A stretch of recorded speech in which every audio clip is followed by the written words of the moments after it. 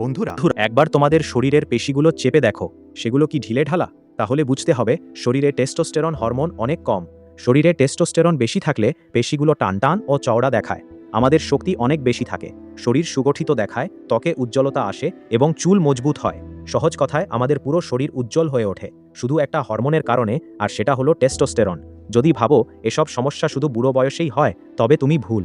আজকের প্রজন্মের তরুণরাও টেস্টোস্টেরনের ঘাটতিতে ভুগছে। সবচেয়ে আশ্চর্যের বিষয় হলো তারা নিজেরাও জানে না যে তাদের শরীরে টেস্টোস্টেরন কমে গেছে। মুড সুইং হওয়া, অতিরিক্ত ক্লান্তি আর আত্মবিশ্বাসের অভাব, এটা কোনো ছোট সতর্কবার্তা নয়, বরং বড় একটা সংকেত। শুধু এটুকু নয়, আরও কিছু গোপন লক্ষণ আছে যা আজ তোমরা জানতে পারবে।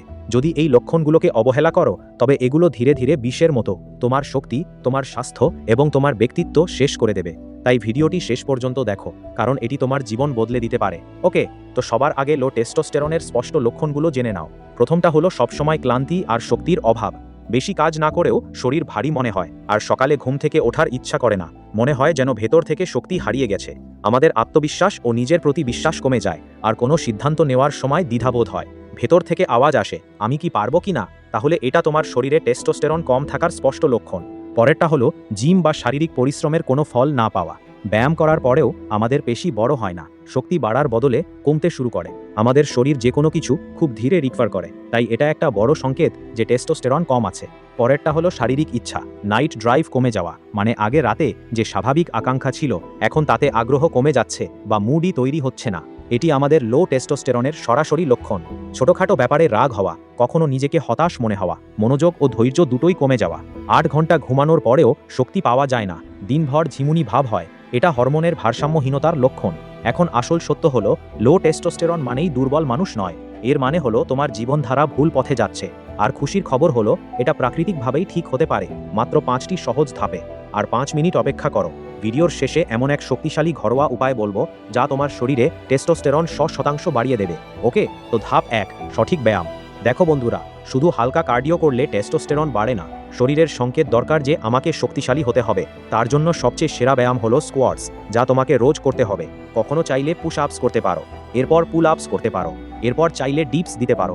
রোজ না হলেও সপ্তাহে 4-5 দিন 30 থেকে 40 মিনিট তো করতেই পারো। বিশেষ করে পায়ের ব্যায়াম টেস্টোস্টেরন সবচেয়ে বেশি বাড়ায়, তাই যতটা সম্ভব পায়ের ব্যায়াম অবশ্যই করবে।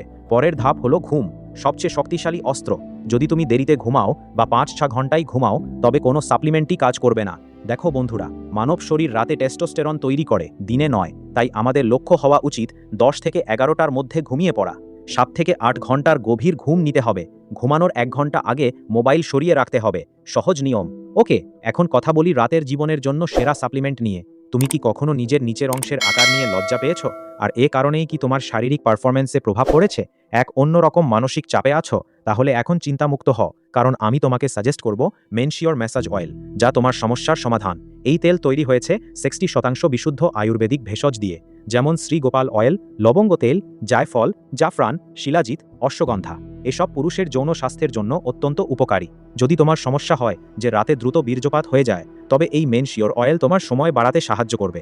এই তেল ব্যবহার করা খুব সহজ, শুধু 10 ফোঁটা নিয়ে দিনে 2 বার ভালো করে নিচের অংশে মালিশ করতে হবে। সেরা ফলাফলের জন্য 2 থেকে 3 মাস টানা ব্যবহার করতে হবে।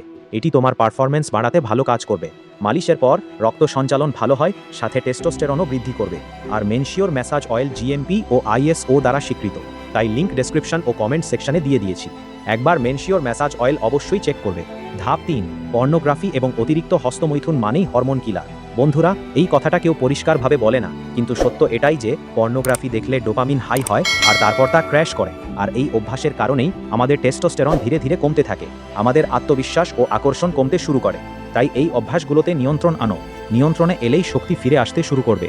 ধাপ 4, ভুল খাবার খেলে পুরুষ দুর্বল হয়ে যায়। দেখো বন্ধুরা, কম চর্বিযুক্ত খাবার, প্যাকেটজাত খাবার, কোল্ড ড্রিঙ্কস, এই সব আমাদের শরীরে টেস্টোস্টেরন মেরে ফেলে। আর তোমাকে শুধু সঠিক খাবার খেতে হবে, যেমন দেশি ঘি খেতে পারো পরিমিত পরিমাণে, এরপর ডিম যোগ করতে পারো ডায়েটে চীনাবাদাম বা ছোলা রাখতে পারো, আর সাথে কুমড়োর বীজ ও সূর্যমুখীর বীজের সাহায্য নিতে পারো, কারণ টেস্টোস্টেরন ফ্যাট থেকে তৈরি হয়। ফ্যাট জিরো করলে হরমোন জিরো হয়ে যাবে। ধাপ 5, রোদ ও স্ট্রেস নিয়ন্ত্রণ। দেখো বন্ধুরা, রোজ 15 থেকে 20 মিনিট সূর্যালোক নিতে হবে, কারণ রোদ থেকে ভিটামিন ডি পাওয়া যায়, যা টেস্টোস্টেরনের জন্য খুবই জরুরি। আর হ্যাঁ, অতিরিক্ত চিন্তা, টেনশন, হিংসা, রাতে জেগে থাকা, এগুলো কর্টিসল বাড়ায়, যা টেস্টোস্টেরনের শত্রু।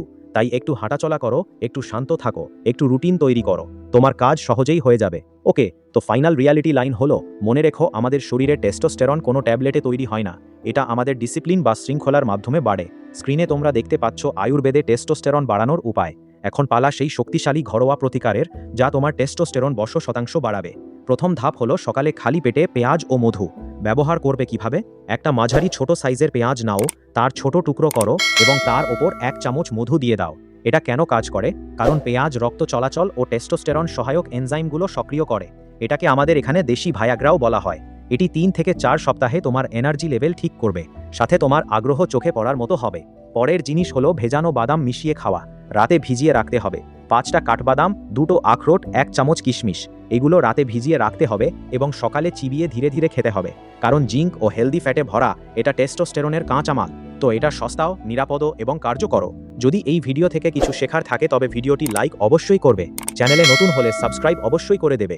আবার ফিরে আসবো নতুন ভিডিও নিয়ে। ততক্ষণ পর্যন্ত ধন্যবাদ।